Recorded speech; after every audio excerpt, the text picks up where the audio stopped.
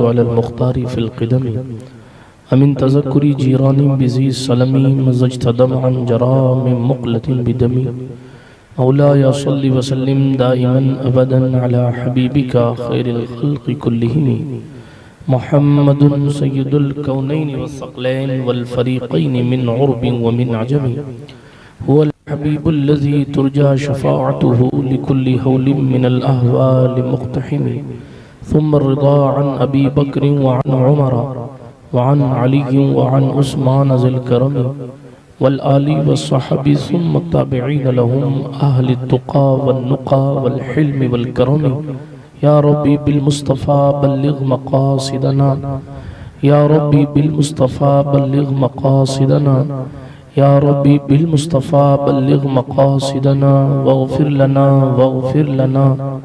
واغفر لنا ما مضى يا واسع الكرم أما بعد فأعوذ بالله من الشيطان الرجيم بسم الله الرحمن الرحيم إن الحسنات يذهبن السيئات ذلك ذكرى للذاكرين أو كما قال الله تبارك وتعالى في القرآن الكريم والفرقان الحميد صدق الله العلي العظيم وصدق رسوله النبي الأمين المتين الأمي الكريم الرؤوف الرحيم ونحن على ذلك لمن الشاهدين والشاكرين والآمنين والمطمئنين والحمد لله رب العالمين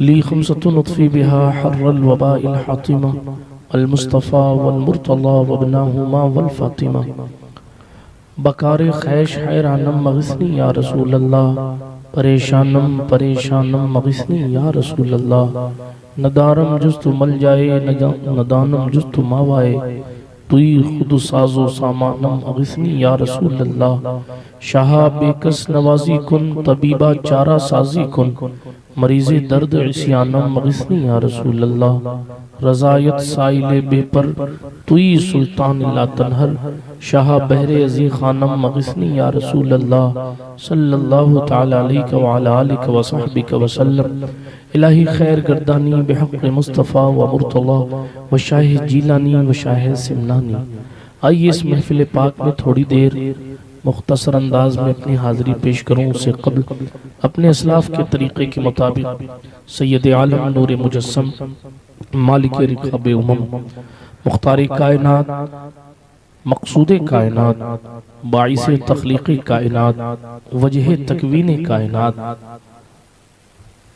رحمت عالم نور مجسم صلی اللہ علیہ وآلہ وسلم کی بارگاہ اقدس میں جی لگا کر بلند آواز سے درود شریف کا نذرانہ پیش فرمائیں پڑھیں اللہم صلی علی سیدنا نبینا مولانا و ملجانا محمد وعلا آلی سیدنا و مولانا محمد صلاة تنجینا بها من جمیع الاحوال والآفات وتفضیلنا بها جمیع الحاجات وتطاہرنا بها من جمیع السیئات وترفعنا بها عندك اعلی الدرجات وتبلغنا بها اقصى الغایات من جمیع الخیرات فی الحیات وبعد الممات انکا قریب مجیب الدعوات وانت علی کل شیء قدیر اللہ سبحانہ وتعالی کا احسان ہے کہ اس نے ہمیں اور آپ کو اس پاکیزہ محفل میں بیٹھنے کی سعادت عطا فرمائی ہے آپ حضرات نے بڑی دیر سے اس محفل کو سجا رکھا ہے نعت بھی سماعت فرما لی آپ نے باتیں بھی سماعت فرما لی میں 20-25 منٹ اپنی گفتگو کو آپ لوگوں کے درمیان رکھتا ہوں اور اس کے بعد محفل کو صلاۃ و سلام کی دہلیز تک لے کے جاتے ہیں کم و بیش معاشرے کی اصلاح کی اکثر باتیں خطیب مارواڑ نے آپ حضرات سے ارشاد فرما دی ہیں ہمارا اور آپ کا کام جانی ہوئی باتوں پر عمل کرنا ہے اللہ رب العزت نے ہمیں اور آپ کو عقل عطا فرمائی ہے اور اسی لیے اللہ کے فضل سے ہم اس محفل کو یا اس طرح کی محفل کو منعقد کرتے ہیں تاکہ لوگوں کو یہ پتہ چلے کہ کیا رسم ہے اور کیا دین ہے کیا رسم ہے اور کیا دین ہے اور دوسری چیز دوسرا مقصد یہ ہوتا ہے ایسے محفلوں کو سجانے کا کیونکہ قرآن مقدس کی آیت کا ایک ٹکڑا میں نے پڑھا اللہ ارشاد فرماتا ہے بے شک اچھائیاں برائیوں کو مٹا دیتی ہیں بندہ اپنی زندگی میں یقیناً ہم اور آپ جس دور میں ہیں اس دور میں ایک تو قدم قدم پر رنگینی بہت زیادہ ہے اور دوسری چیز یہ ہے کہ ہمارے اندر وہ قوت ضبط نہیں رہی جو قوت ضبط مصطفیٰ جان رحمت علیہ السلام کے صحابہ کے درمیان تھی، جو تابعین میں تھی، جو تابعین اولیاء کاملین میں تھی۔ حالانکہ بندہ چاہے تو وہ قوت پیدا کر سکتا ہے، لیکن اس کے لیے بڑی محنتیں درکار ہیں، اور اس کے لیے وہ قربانیاں پیش کرنی پڑتی ہیں جس قربانی کی دہلیز تک ہمارا اور آپ کا پہنچ پانا بڑا مشکل ہوتا ہے۔ حضرت ابراہیم بن ادہم کی زندگی آپ دیکھیں گے تو ایک تو یہ کہ بادشاہت اس مرد قلندر نے چھوڑ دی۔ آج کی تاریخ میں ہم ایک جلسہ نہیں چھوڑ پاتے، کہاں بادشاہت چھوڑنے چھڑانے کی بات ہوتی ہے۔ آج ہماری اگر ریزرو سیٹ پر کوئی اور بیٹھ جائے تو جناب والا اگر دن ہونا دن اور اس سے کہا جائے تمہاری سیٹ اوپر کی ہے تم چلے جاؤ، ہم سے کہا جائے تو ہم کہتے نہیں بھئی ریلوے کا قانون ہے، ہم نیچے بیٹھ سکتے ہیں، ہمارا اختیار ہے، اس لیے آپ بھلے مرتے رہو، ہم اوپر نہیں جائیں گے۔ بہرحال مثال کے طور پر میں نے ایک بات کی، ہم جس کنڈیشن میں ہیں اس کنڈیشن میں مصلی امامت کو چھوڑ دینا کسی کے لیے بہت بڑی بات ہے۔ یہاں تو ریزرو سیٹ اگر کسی ضرورت مند کے کام آئے تو بھی ہم چھوڑنے کو تیار نہیں ہیں۔ جب ہم ایک سیٹ چھوڑنے تیار نہیں ہیں تو کہاں بادشاہت چھوڑنا ہے اور کہاں اپنی کرسی کسی کے لیے چھوڑ دینا ہے۔ تو یہ منزل اتنی آسانی سے میسر تو نہیں آتی۔ اب ہم جب اس کنڈیشن میں ہیں کہ ہم کسی کے لیے کرسی نہیں چھوڑ سکتے تو ظاہر بات ہے حکومت کی کرسی چھوڑنا تو پھر بہت بڑی بات ہو گئی۔ لیکن اللہ والے ایسے بھی ہوتے ہیں، سرکار ابراہیم ادہم نے نام آیا تو میں بتاتا چلوں، ایک تو کرسی چھوڑی، مکہ شریف کی فقیری اختیار کی، اپنے جبے کو جناب والا چند جگہ سے الگ الگ جگہ سے پھٹے ہوئے جبے میں پیوند لگائے، مگر اپنے اللہ کا شکر ادا کیا۔ میں ایک جملہ اور پڑھ دیتا ہوں، ابراہیم ادہم کی تاریخ میں یہاں تک بھی لکھا ہے کل بادشاہی کرنے والا شخص قربانی کی اس دہلیز تک پہنچا کہ ان کے پاس کھانے کو کئی دن ہو گیا کچھ نہیں کھایا، تو ابراہیم بن ادہم نے زمین کی مٹی یعنی ریت اٹھا کر کھائی، اور ریت کھا کھا کر اپنے دل کو تسلی دی اور اپنے پیٹ کو ریت کھا کر پانی پی کے منایا۔ ایک طرف حکومت ہے، بادشاہت ہے، اور ایک طرف کھانے کے لیے کچھ ہے نہیں، تو ریت اٹھا کر کم و بیش 15 دن تک ابراہیم ادہم نے ریت کھائی تاکہ پیٹ کو تسلی ملے، تاکہ بھوک جو ہے وہ مٹائی جا سکے۔ تو عرض یہ کر رہا تھا جن کے رتبے ہیں سوا ان کو سوا مشکل ہے، ان لوگوں کی محنتیں تو بے مثل و بے مثال ہیں۔ ایسی محنتیں تو ہم کما کو کر نہیں سکتے نا، ہم کر سکتے ہیں لیکن حالات اور ماحول ایسے نہیں رہے۔ اس کے لیے جناب والا بہت حالت جو ہے وہ ہماری کیفیت یقیناً تبدیل ہوتی جا رہی ہے۔ ہم چاہیں تو کر سکتے ہیں، ایسی بات نہیں کہ کیا نہیں جا سکتا۔ اگر آج بھی ہو ابراہیم سا ایمہ پیدا، آگ کر سکتی ہے انداز گلستہ پیدا۔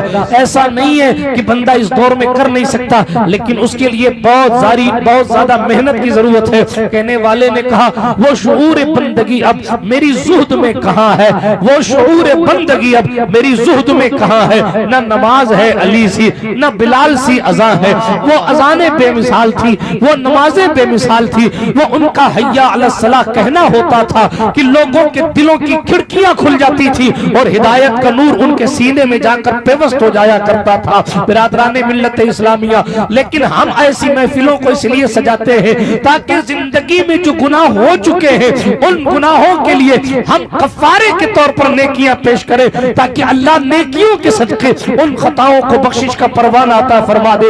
میرے اور آپ کے پیغمبر نے حضرت معاذ ابن جبل سے فرمایا تھا، اے معاذ یہ اللہ کی کتاب، اللہ کا قرآن ہے، ہمیشہ فیصلے کرنا تو قرآن کے مطابق کرنا، اور جہاں رہنا معاذ اپنے اللہ سے ڈرتے رہنا، جہاں رہنا اپنے اللہ سے ڈرتے رہنا۔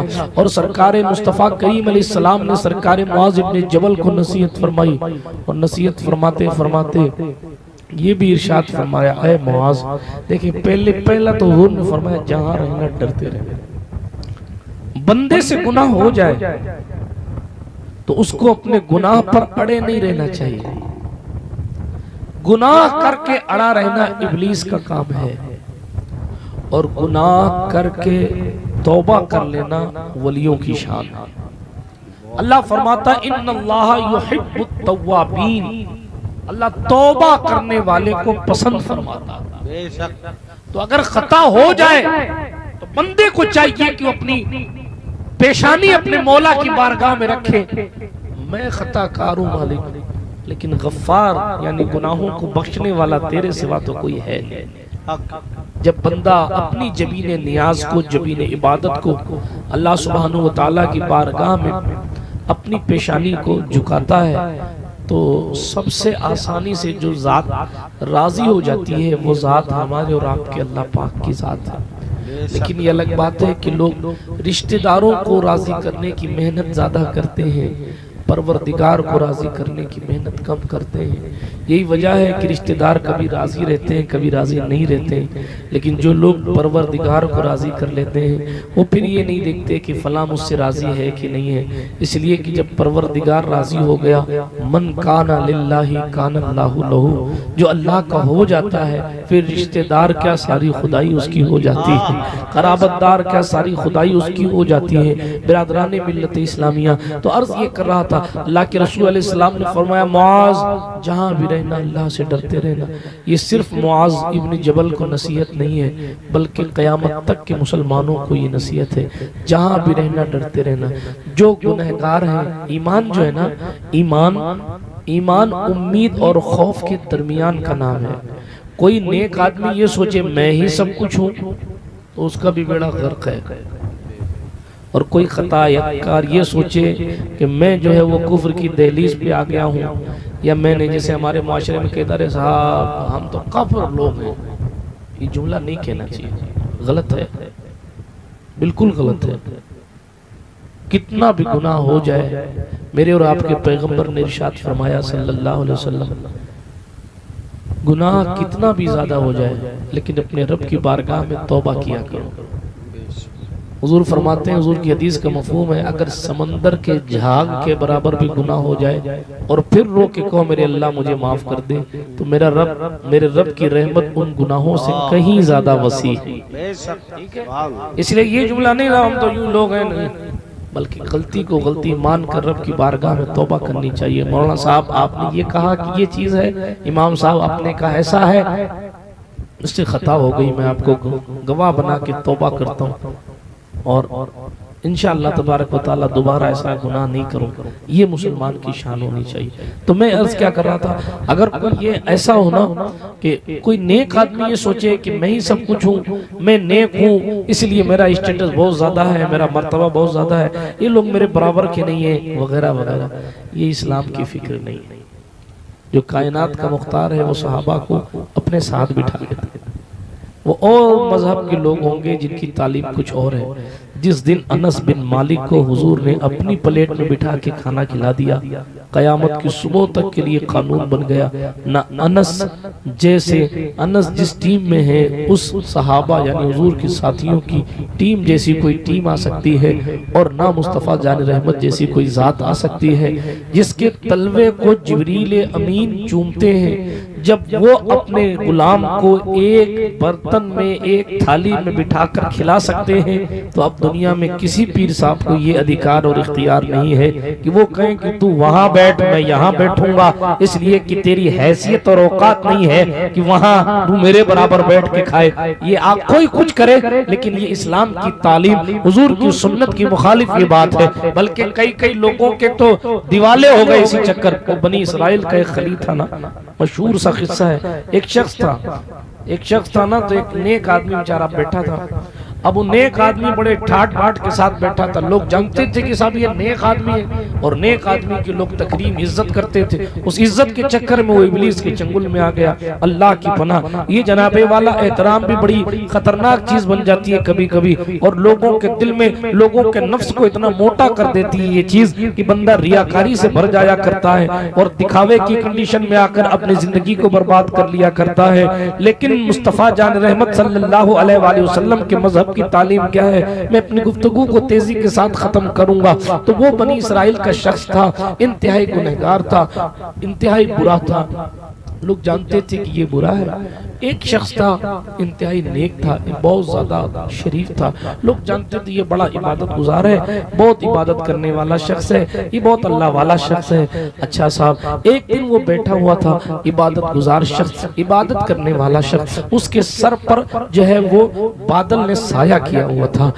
سوچیں آپ, اتنا عبادت گزار تھا کہ اس کے سر پر کسی چھتری نے نہیں بلکہ بادل نے سایہ کیا ہوا تھا.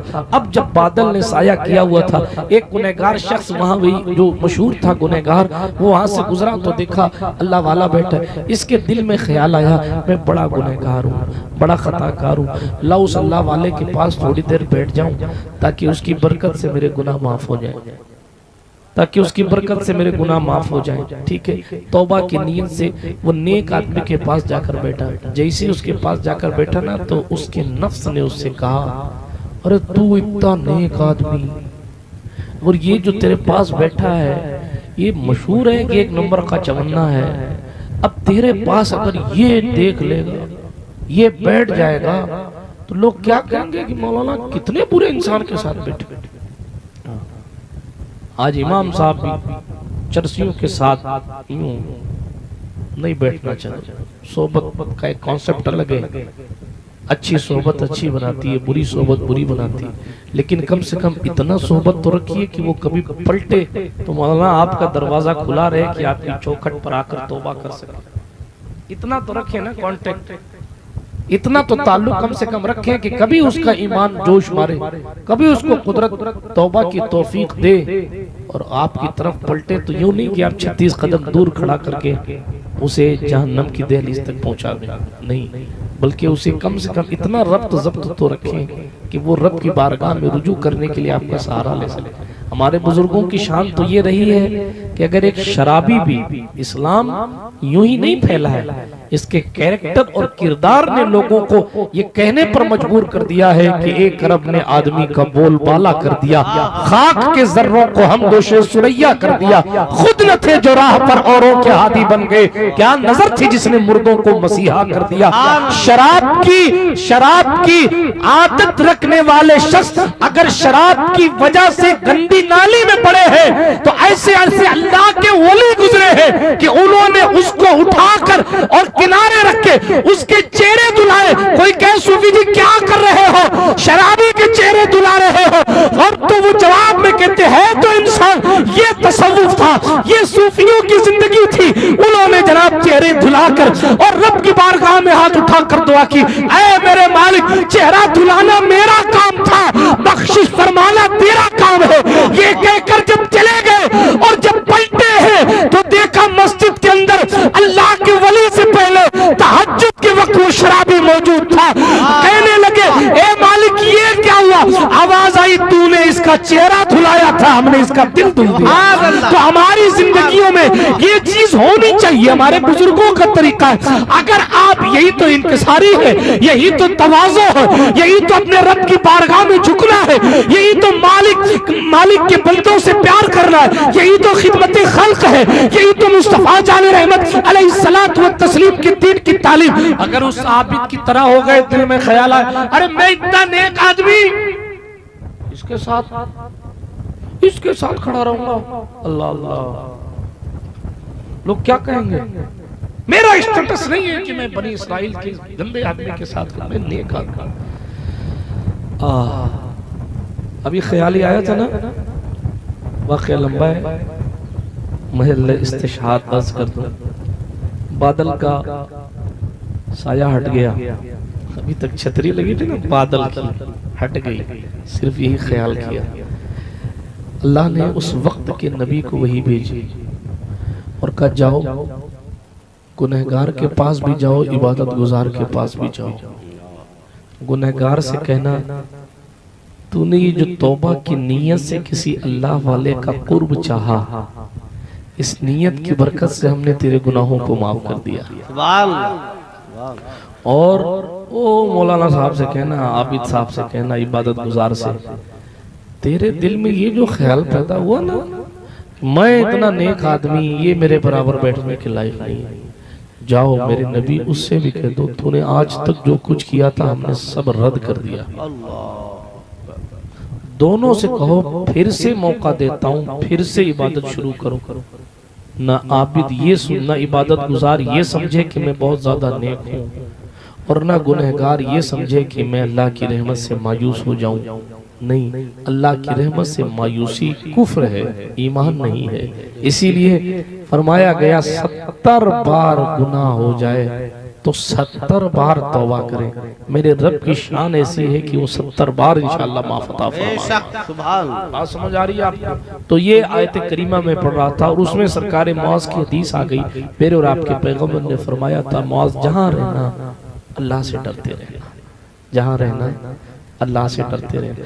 اور اگر کوئی گناہ ہو جائے، یہ حضور صحابی کو کہہ رہے ہیں، حالانکہ وہ محفوظ عن الخطا ہے، لیکن پھر بھی کہہ رہے ہیں، وہ اس لیے کہہ رہے ہیں تاکہ بات ہم تک پہنچ جائے۔ معاذ اپنے ساتھیوں کو بتائیں، تابعین تابعین کو بتائیں، تابعین ائمہ دین سے باتیں ہوتے حمید الدین ناگوری کے شہر ناگور تک پہنچ جائے، اور سرکار مصطفیٰ جان رحمت کا یہ پیغام عام ہو جائے کہ حضور نے فرمایا اگر گناہ ہو جائے ڈٹنا نہیں، جمے نہیں رہنا گناہ پر۔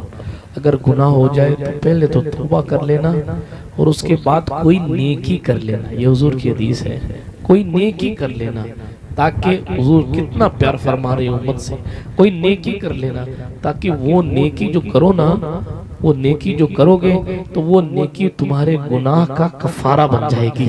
وہ جو نیکی کرو گے وہ تمہارے گناہ کا کفارہ بن جائے گی۔ جیسے گناہ ایک اندھیرا ہے، نیکی روشنی ہے۔ آپ اندھیرے کمرے میں چھوٹا سا بھی چراغ جلائیں گے تو روشنی ہوگی نا۔ اسی طریقے سے گناہ کی وجہ سے اگر سیاہی بڑھ گئی ہو، پھر بھی بندہ اگر چھوٹی بھی نیکی کر کے لے کے پہنچے گا تو تھوڑی روشنی ہو یا زیادہ روشنی ہو، روشنی تو پھر روشنی ہے۔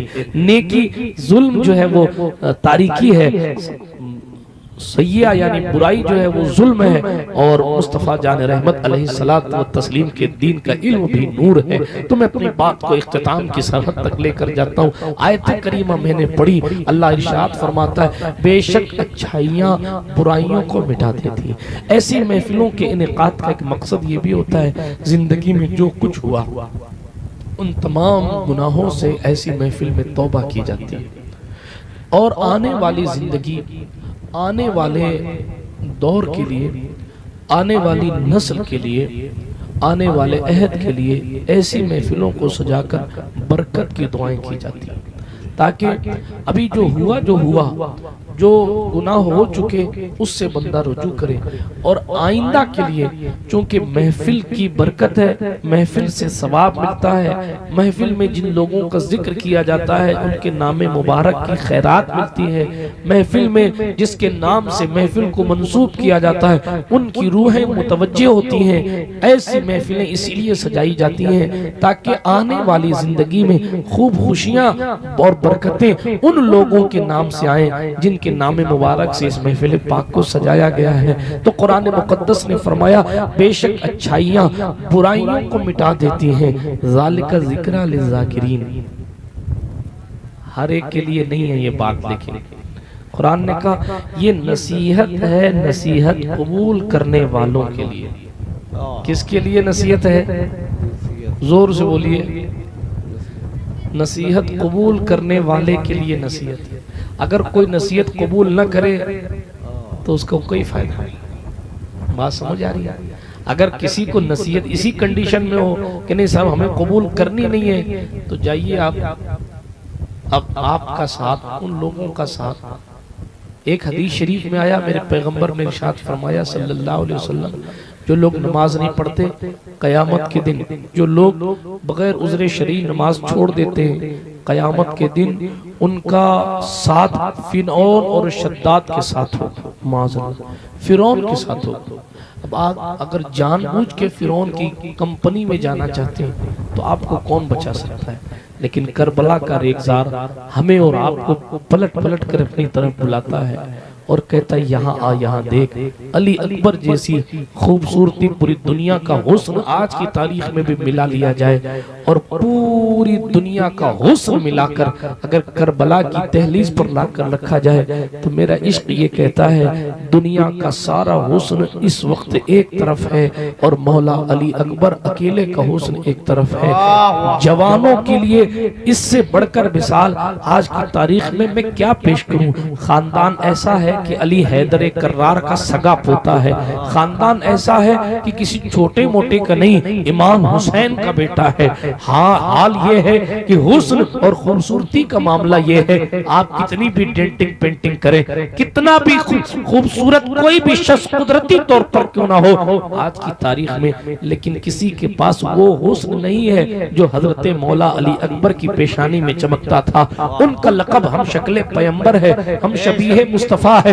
صحابہ تابعین جن کے چہرے کو دیکھنے اور اپنی زیارت رسول کے شوق کو پورا کرنے کے لیے حضرت علی اکبر کا چہرہ دیکھنے آتے تھے، وہ سرکار امام حسین کا شہزادہ ہے۔ جوانی ان کی ہم سے زیادہ قیمتی ہے، حسن ان کا ہم سے زیادہ ہے، نسب ان کا ہم سب سے اعلیٰ ہے، ذات ان کی ہم سب سے عرفہ ہے، تمام چیزیں ان کی ہم سے کئی زیادہ اوپر ہے، لیکن اس کے باوجود 18 سال کی جوانی میں انہوں نے اپنے خون کو بہایا دین کے پیڑ کو سینچنے کے لیے۔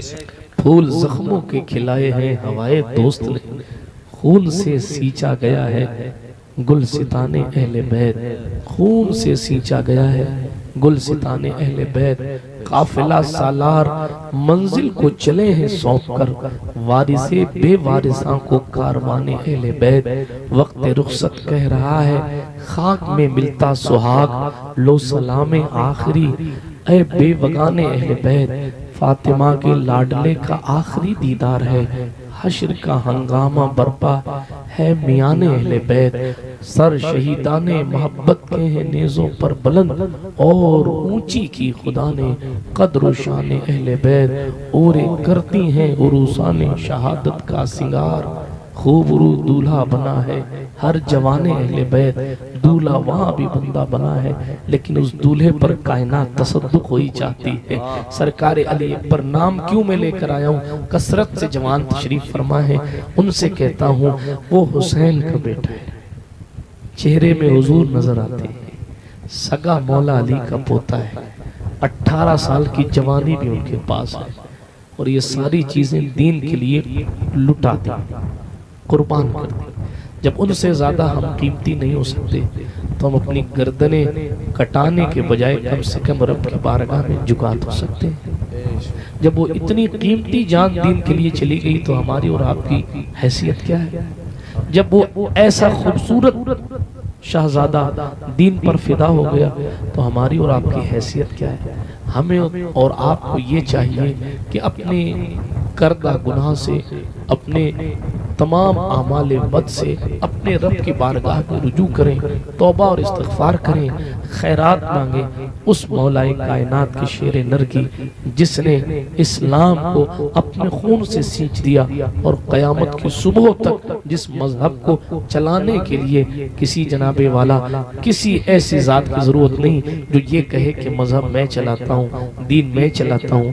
نہیں، دین کبھی بھی کسی کے کندھے پر نہیں چلتا، اس دین کا محافظ خود اللہ پاک ہے، اور اس دین کو چلانے کے لیے اللہ لوگوں کو ضرور ذمہ داریاں عطا فرماتا ہے، لیکن اسلام ختم ہو جائے ایسا تو نہیں ہونے والا۔ البتہ یہ ہے کہ مسلمان اپنی بد اعمالی کی وجہ سے پریشان ہو سکتا ہے، دو الگ الگ چیزیں، مسلمان کا پریشان ہونا اور ہے، اسلام کا ختم ہونا اور ہے۔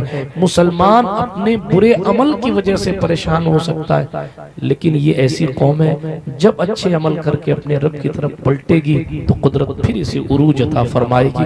اللہ پاک ہمیں اور آپ کو کہنے سننے سے زیادہ عمل کی سعادتیں عطا فرمائے، اور اس محفل پاک کے صدقے و طفیل اللہ سبحانہ وتعالی اس شادی کو خانہ آبادی فرمائے۔ اللہ پاک ہمارے اور آپ کے تمام گناہوں کو اپنے خاص فضل و کرم سے مغفرت کا پروانہ عطا فرمائے۔ اللہ پاک ہم اور آپ کو ایسا خاتمہ، ہمیں اور آپ کو ایسا خاتمہ عطا فرمائے جس خاتمے پر دونوں جہان رشک کرتے ہوئے نظر آئے۔ استغفر اللہ تعالی ربی من کل ذنب واتوب الیہ، وآخر دعوانا ان الحمدللہ رب العالمین۔ سبحانک لا علم لنا الا ما علمتنا انک انت العلیم الحکیم۔ اشہد ان لا الہ الا اللہ وحدہ لا شریک لہ، واشہد ان سیدنا محمدا عبدہ ورسولہ۔ السلام علیکم ورحمۃ اللہ وبرکاتہ۔